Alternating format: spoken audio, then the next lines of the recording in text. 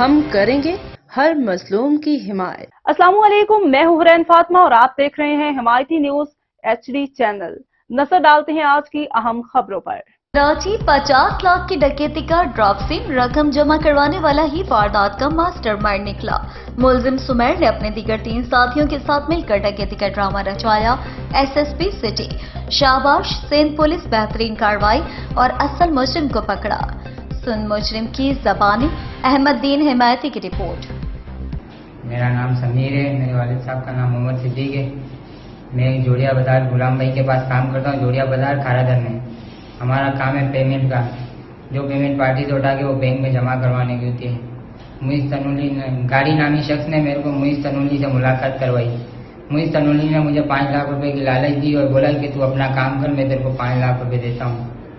उसने मुझे लालच दी और बोला कि मैं तेरे को जो जो काम बोला वो कर। फिर उसको उसी दिन मैंने 3 दिन पहले इसको मैंने वो जगह की पूरी विजिट करवाई। इसने बोला बस ठीक है, यहाँ आके तेरे से मैं बैग ले जाऊँगा। फिर अगले दिन सुबह मैं जब काम पे गया तो वहाँ पर उसका बंदे के मौजूद थे। मैं उसी दुकान में मौजूद था, उधर से पेमेंट लेने के लिए बैठा हुआ था।